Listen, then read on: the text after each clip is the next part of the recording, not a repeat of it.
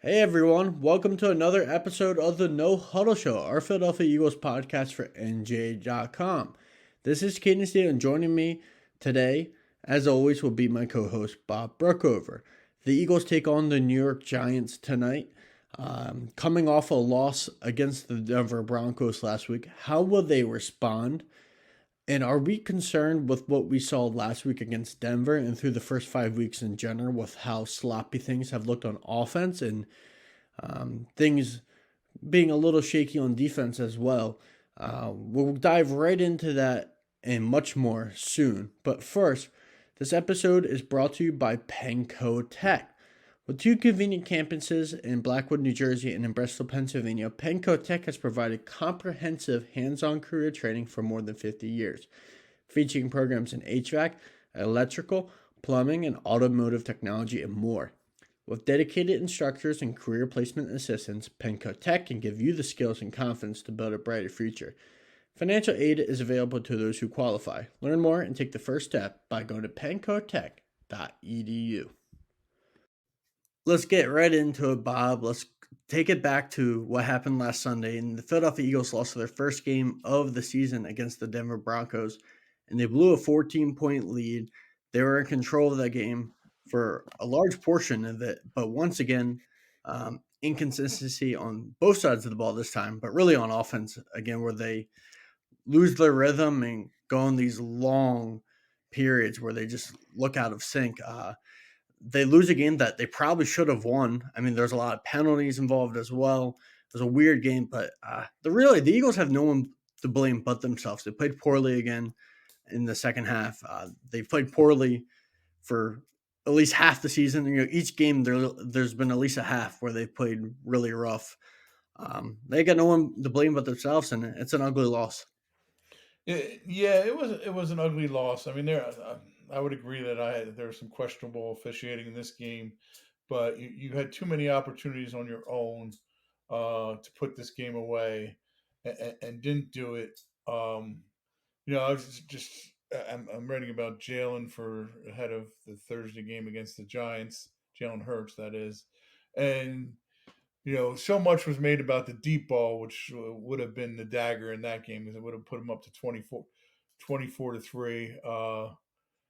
You know, at that time, and would have changed the.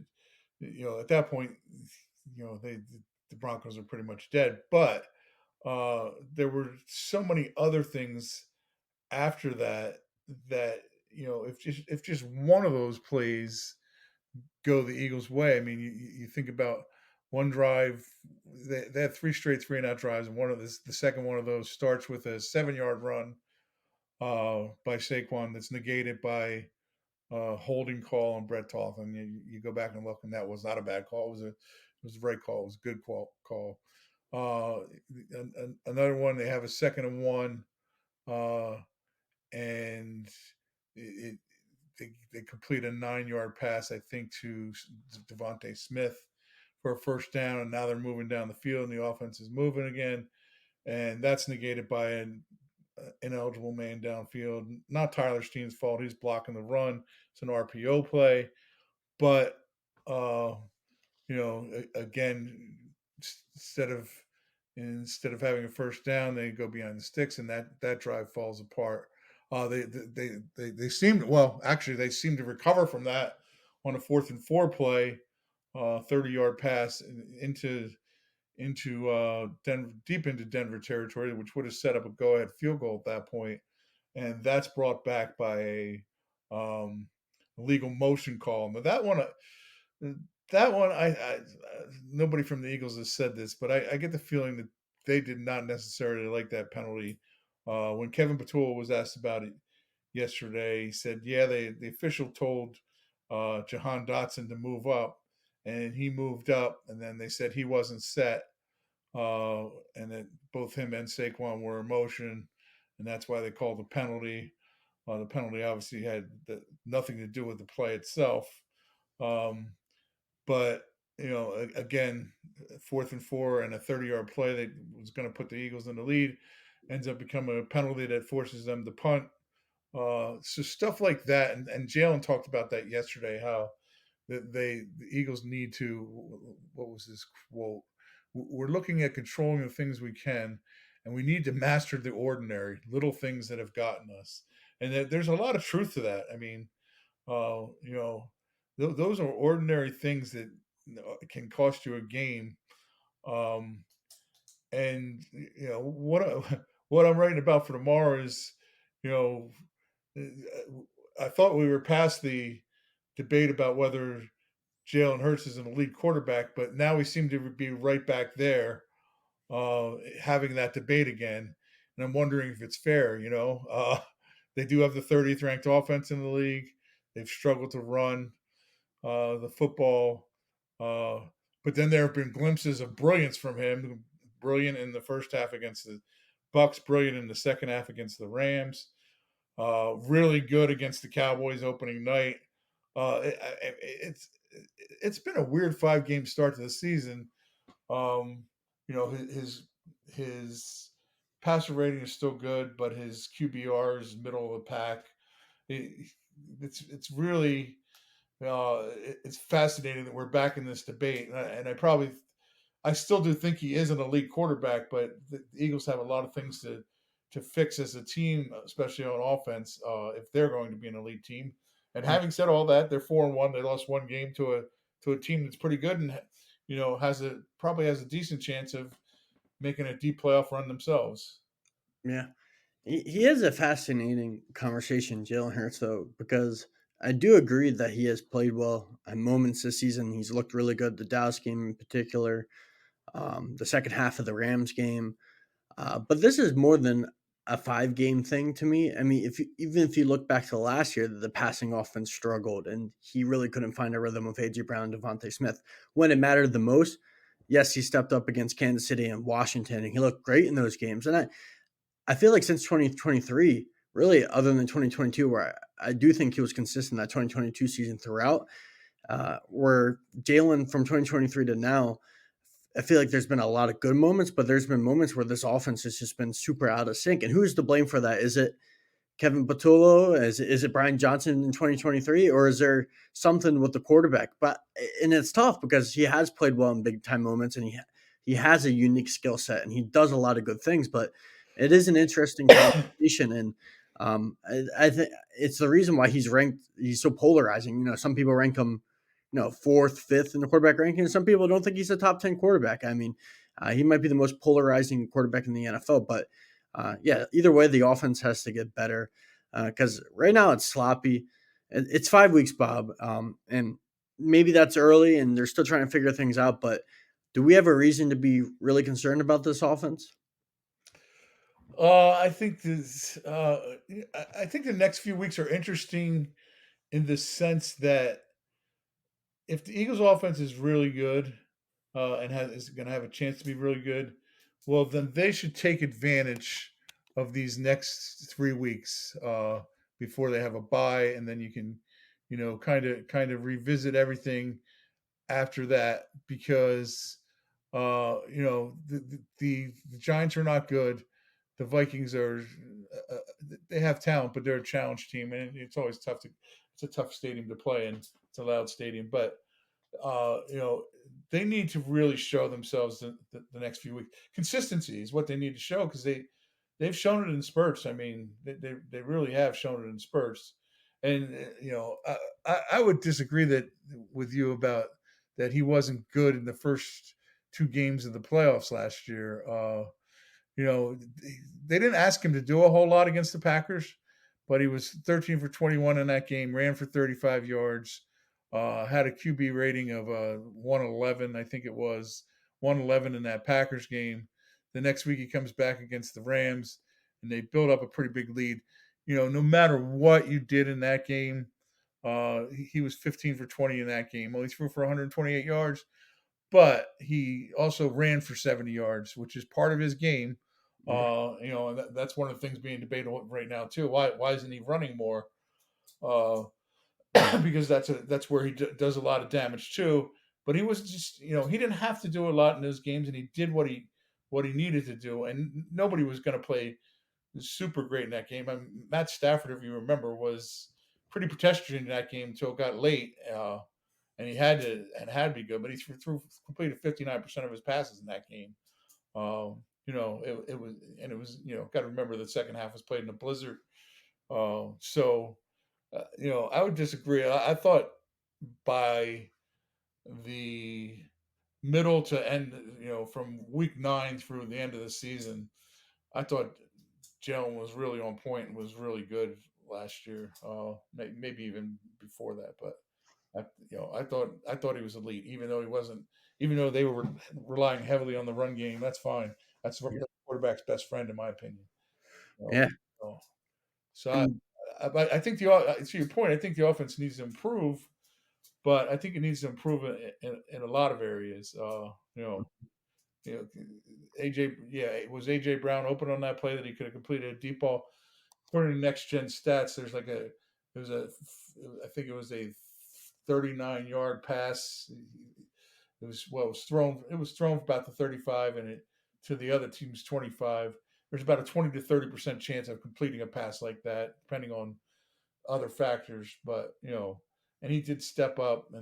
But the other thing, remember the play before, the Eagles were behind the sticks again because AJ had false started. So I mean, things like that, they aren't all on the quarterback. There's a lot more not going right, and then you can just also go to the fact, and we'll talk about this more in a bit when we look ahead to the Giants, but they're just not running the ball the way they did last year. So that to me is even a bigger concern than Jalen Hurts right now. yeah. And why don't we can get in that now just to kind of lead into this conversation about the offense. You're right though. This is an offense that, although maybe the numbers weren't high, they were so efficient on the ground. Jalen Hurts in the passing game didn't have to do that as much last year. They might have to do it this year because the run offense right now is not good. Landon Dickerson is questionable for this game against the Giants, and No, he's out now. they wrote on official. Okay, thanks for clarifying. So he's out. Brett Thompson, Cam Jurgens uh, appears not to be 100% healthy after that back surgery in the offseason. You have an offensive line that's not playing elite like it has in the past. And a run game that's just not as efficient for whatever reason. And that was their bread and butter, their identity. They steamrolled teams last year because of it. And they wore out teams because of the physicality. And then when they wore a team out, Saquon and Barkley would have hit a huge, home run with, 40-yard carries and 20-yard carries. I mean, it was just such an explosive ground game where it balanced things out, where the offense passing game didn't have to carry things. But now you see an offense against the Denver Broncos, and I guess we could focus specifically on that game first, where the Saquon gets 6 carries, which is unusual, and they're not effective. I'd say unforgivable. Yeah, unforgivable, weird. Yeah, it just doesn't make any sense. And where do they go? I mean, this is 5 weeks now where they can't run the ball. I mean, Jeff Stoughton's a great offensive line coach. Saquon Barkley, I still believe, is a great running back. So to me, that points back to the offensive line. It's just not good enough this year.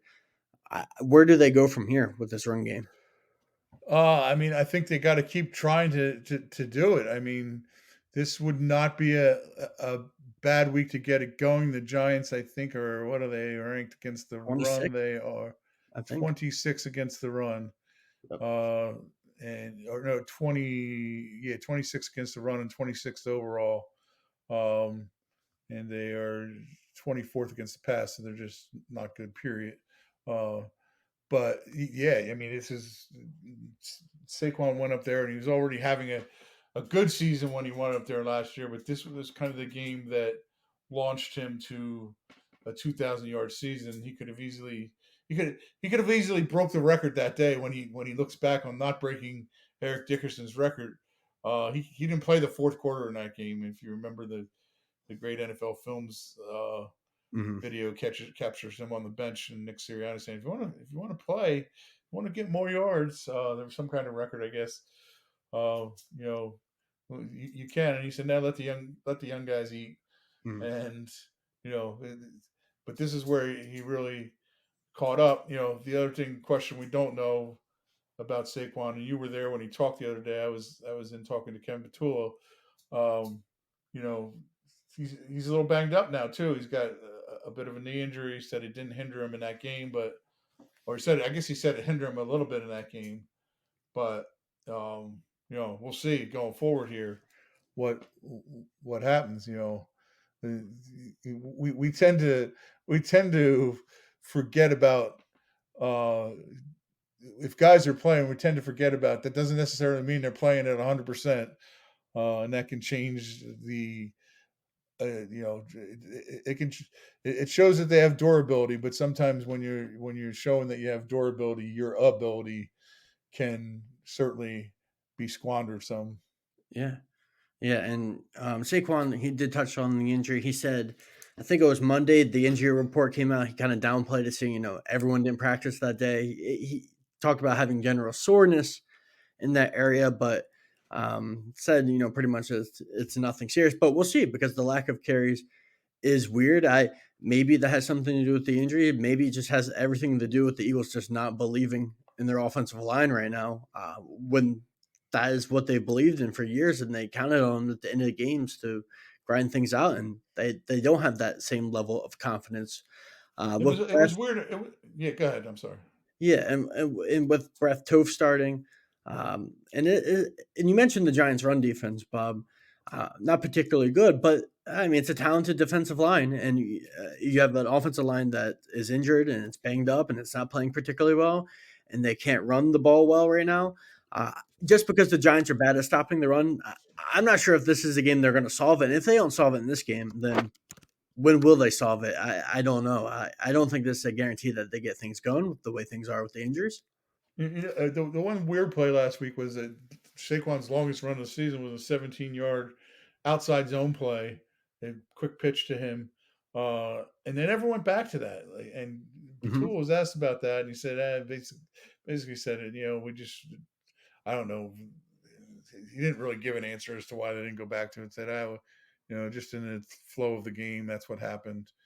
Uh, but they didn't get back to it, and uh, they a year ago they were so successful running inside with the two big guards, Dickerson and Mekhi Becton, and but that success has not been the same this year.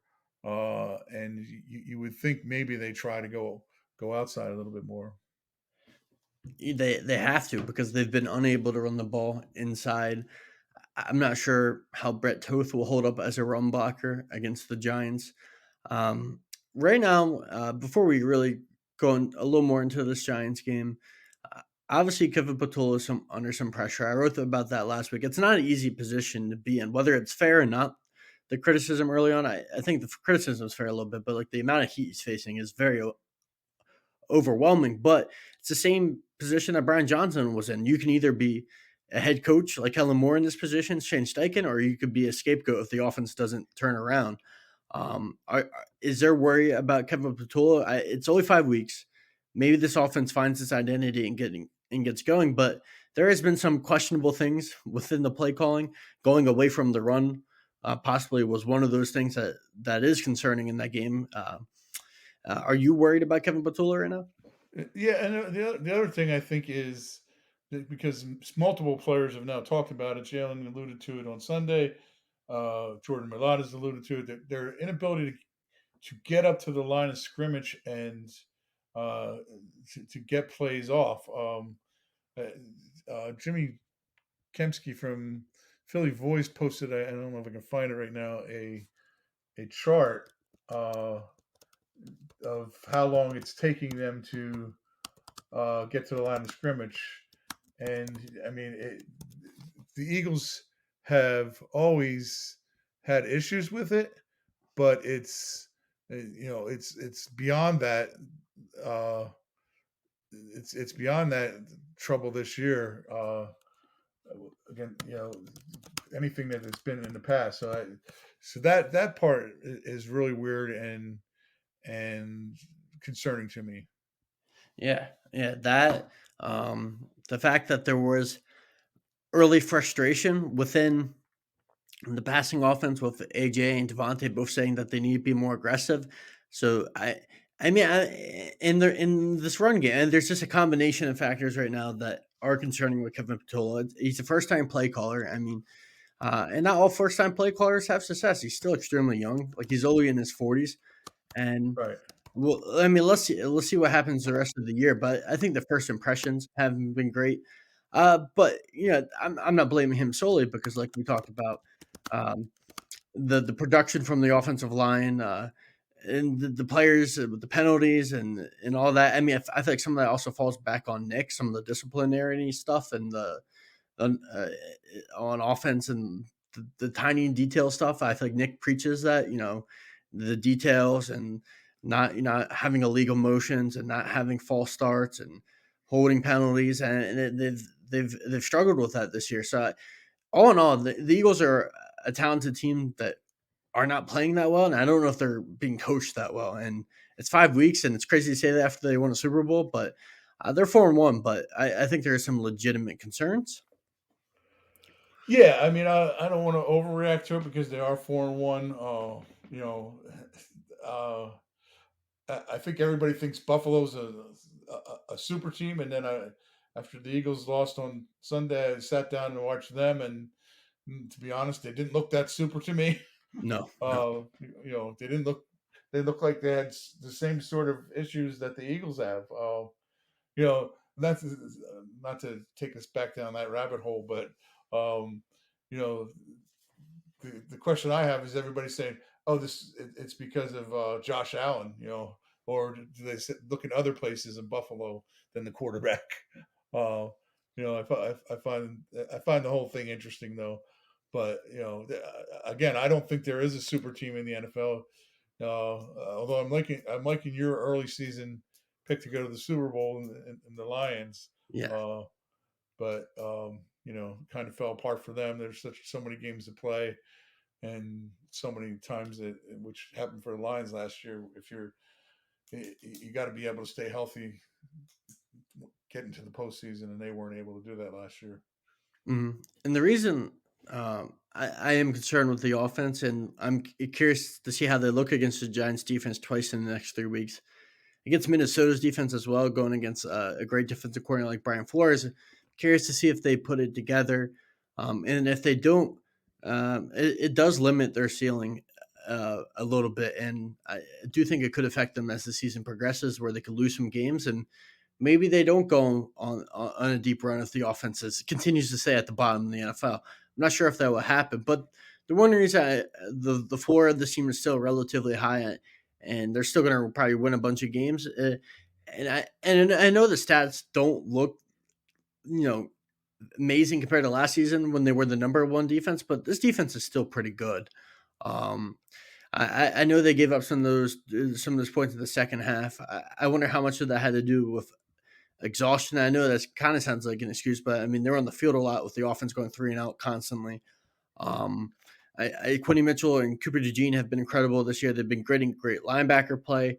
The interior defensive line is still really good. Vic Fangio is a great defensive coordinator. Like I have a feeling this defense is going to hit its stride later or middle of this year and still be one of the most dominant defenses in the league. So for that reason, if we're thinking, there's some concerns out there if this is 2023 all over again.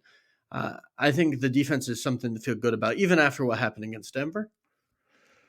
Yeah, well, I think it was the great Jim Johnson who once said, "If the defense is having a problem with spending too much time on the field, that they can control that by having their own three and outs." Uh, so I'm not buying too much into that. In some ways, the defense to me has also uh, been disappointing to this point in the season. Not getting a lot of sacks. What the Chargers had, or the Broncos had 6 on Sunday. I think it gave them 17 for the season, and the Eagles have 5 or 6. Yeah. Not great. And one and a half from So like an edge rusher. I think they only one and have. yeah, Darius Smith became the first edge rusher to get a full sack this season for them. They do. They are, and if you go and look at like the pressure stats, just pressure alone, they are getting pressure. But 20th in the league is not uh, is not good enough for the talent that there is on that defensive side of the ball. And Cortland Sutton is a very good receiver, but he in late in that game, in the fourth quarter, they attacked Quinyon Mitchell a lot, and Cortland Sutton had a lot of success against him. That's not supposed to happen. So we'll see that the Giants are a very offensively challenged team. So to me, when you have an offensively challenged team, that also impacts the defense. And we kind of saw it Sunday, but when the Eagles do keep going three and out, it does put pressure. I'm contradicting myself a little bit here, but it does put pressure, and definitely over the course of a season when you have a offense that isn't very good, it catches up with the team, and the Giants kept turning the ball over in that game. So the Eagles should be able to take advantage of the Giants in this game. Let's get into the Giants a little bit here. Yeah. A Giants team that recently had a rookie quarterback takeover in Jackson Dart, and they came off a win against the Chargers. Then they went down to the Saints and they lost a heartbreaker with the Saints with fan favorite Cam Scatterboo fumbling. But this is a one-win Giants team, and like you said, Bob, who are not very good, with Brian Dable and Joe Shane fighting for their jobs. It's a short week for the Eagles and Giants. I don't know how much that really matters in this matchup, but on paper, you would think this is the perfect get back, get right game. You're playing a team that doesn't have a very good defense in New York, not a very good offense, not very good all around, and the one X factor on offense that you thought maybe when you looked at the schedule back in May when it came out was the Giants aren't very good. I don't think anyone expected them to be. But if Malik Neighbors goes off, if he takes over a game, which he has the talent to do, he could always be that X factor. They don't have that anymore. They don't have a great offensive line, and they got a rookie quarterback going against Vic Fangio. I feel like that doesn't spell, or that doesn't fare well for Jackson Dart. And the secondary guys that they paid aren't playing particularly well in Javon Holland and Pussin and Debo. Yes, they have a talented defensive line, but they've struggled stopping the run, like we mentioned earlier. This should be an easy win for the Eagles, right? Or not.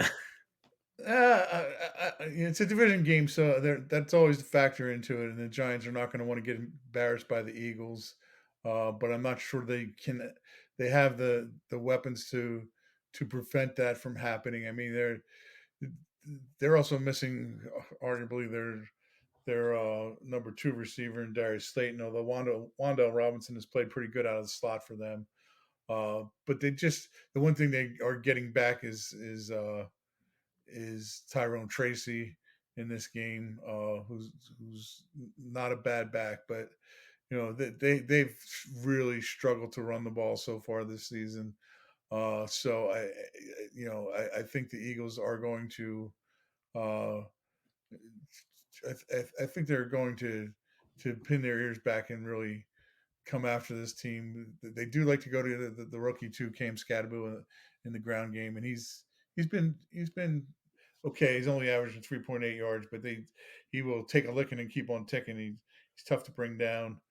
I just don't see how the Giants have enough weapons in this game to keep it within 10 points. I really don't. They're going to have to play great defense, and I do think the Eagles the talent is going to shine at some point. Brett Toth hasn't been awful when he's had to fill in for Landon Dickerson so much a couple times this year. He hasn't been awful, but the rest of the offensive line is still intact. I'll be shocked if the Eagles don't win this game by at least they're favored by 7.5, I think, and I think they'll win this game by 10. The interesting storyline obviously is Saquon. Uh, this was where he went last year, and his season took off, as I mentioned earlier. Uh, he needs something to get his season going. So it'll be fun. The Saquon documentary is coming out, I think, tomorrow. Mm-hmm. Um, so I think he will be a very determined bit on a mission, and it'll be interesting to see if uh, he can make that work to his advantage in this game. Yeah, and that's another thing he downplayed when he talked to reporters the other day is that he doesn't have the emotion really going into this game. I don't know if that's truthful. I feel like maybe he's kind of fibbing a little bit because of what happened there, and he got his revenge last year. But maybe it's the game that it gets going. Um, it should be the game that the offense looks good. This Giants defense is not good in their secondary. They don't have a good run defense, and the offense continues to struggle. I'm just not sure when it's going to be when they figure it out. Maybe it's after the bye week. They kind of come back, and that's when they start performing well. But this game should be a game where the offense gets going. The defense has a significant advantage, especially going against Jackson Dart. Uh, Dart's showed some good things so far, but you're going against a long time defensive coordinator who could confuse you with different looks, and you have a lot of versatility in your secondary with Cooper DeJean. They can do a lot of different things. Uh, and Dart's an aggressive player. He's fearless, and you have to admire that about him. But the Eagles are really good at turning over the ball, and this is a game where I could see Jackson Dart throwing a pick, maybe fumbling on a run. It's just an offense for New York that they're playing with a lot of heavy tight end sets right now. They're playing with 3 tight end sets because of the injuries that they've had at wide receiver right now without Neighbors and Slayton. And they don't have a particularly just strong offense in general. They don't have a balanced offense with run and pass. And they're just not a good team. I mean, other than a couple good players, they really lack depth and they really lack good starters. And the Eagles should not lose this game. I can't even imagine what happens if they do lose this game. Imagine we come back on Thursday night or Friday, Bob, and this team's 4-2, and they lost to the New York Giants. I don't. I can't even imagine what the conversation will be like if that happens. But I think they win. They win too, and I think they win pretty handily. Yeah, I mean, we're in agreement on that one. Yeah. Um, Um, before we wrap up today, I guess outside of this game, and uh, I'm curious to get your thoughts on the whole AJ Brown, Jalen Hurts. You mentioned earlier the misplay where AJ slowed down on the route, and some people also point out that Jalen Hurts kind of hitched the football to delay the throw. You could blame whoever you want on that play. Nick Sirianni didn't sign any blame when he talked to reporters on Monday. Then the Jimmy Kempski put out there that Hurts and Barkley and AJ Brown all met earlier this week and had a long conversation. Jalen Hurts addressed it yesterday. Saquon addressed it. AJ Brown didn't talk to reporters yesterday. But what's your read on that meeting and just the overall chemistry and between not necessarily off the field? I know there's speculation about their relationship, but like this, is there any worry about AJ and Jalen not communicating on the sidelines? Like, because people didn't see that after that big misplay. What's your read on that whole situation with the offensive chemistry between Jalen and AJ in that meeting? um, uh, I think it's mostly much ado about nothing. Yeah, They had a meeting. They talked. That's what you're supposed to do. You're professional athletes. You're supposed to talk to each other, and when things aren't going right, you talk and you meet and you try to get on the same page and you try to figure things out and get better. That's what they're supposed to do. Um, is is AJ is AJ a little bit different kind of guy? Yes. Is Jalen a little bit of different kind of guy? Yes. Do they both want to win? I have no doubt about that. yeah, Could they each get on others' nerves once in a while? Yep, I'm sure they can. That's called being a team. That's called being a team in life, in business. You have in a football locker room. You have 53 players on the roster, 70 when you add in the practice squad, and not all of them are going to get along, but they all got to figure out a way to play and be professionals. And you know, uh, nobody's sabotaging the team here. You know, and you know, could AJ rub people the wrong way sometimes the way he treats things? Yeah, but I mean, I don't think he's trying to sabotage the team. and I don't think he's trying to sabotage Jalen. And I think Jalen looks at himself like, I am the quarterback of the team. My job is to win, and I am the on the field CEO of this team. It's my job to do whatever is necessary to win. Uh, and in other words, he's the boss, and not everybody always likes the boss. Uh, in fact, a lot of times people don't like the boss, but as long as they acknowledge that he's the boss, uh, everything's fine, and and you're moving in that direction with him. And that's kind of how I look at it. I mean, it's professional sports. You're supposed to talk and get better. I think they're trying to get better. You know, it's tough to read what AJ's feeling sometimes. I don't think it's really all that tough to read Jalen. He's single minded. All I care about is win. And I think, Saquon was the third guy in there. I think Saquon bends more toward Jalen's line of thinking that I don't care if I carry the ball 3 times. Now, I don't know if that's exactly true, but because he feels like he can be a difference maker too. But he's all about winning. He wants another Super Bowl ring. So I think that's my take on the whole thing.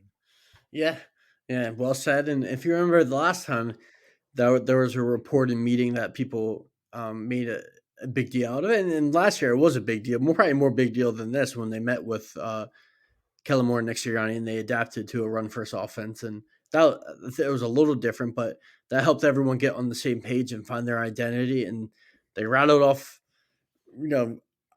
consecutive wins all the way until December after the bye week, until Jalen got hurt in that Washington game. They ended up winning the Super Bowl. So if a meeting between AJ Brown, Saquon, and Jalen Hurts was needed to get back on the same page offensively, and maybe it's a good thing, and we'll see it play out against the Giants on Thursday night. It's going to be a fascinating game, and one where the Eagles, they really have to win. They cannot lose this game. There's no excuses if they lose this game, and if they do, we're gonna have a very different conversation when we return next week. And if they're 4-2, I don't think that's going to happen, but we'll see what happens on Thursday night against the Giants. But thank you for everyone for listening to me and Bob today. Make sure to continue to read our written content on NJ.com as you prepare and to watch tonight's game against the Giants. And we'll see what happens. And we'll be back next week. This episode is brought to you by LifeLock. It's Cybersecurity Awareness Month, and LifeLock has tips to protect your identity. Use strong passwords, set up multi-factor authentication, report phishing, and update the software on your devices. And for comprehensive identity protection, let LifeLock alert you to suspicious uses of your personal information. LifeLock also fixes identity theft, guaranteed or your money back. Stay smart, safe, and protected with a 30-day free trial at LifeLock.com/podcast. Terms apply.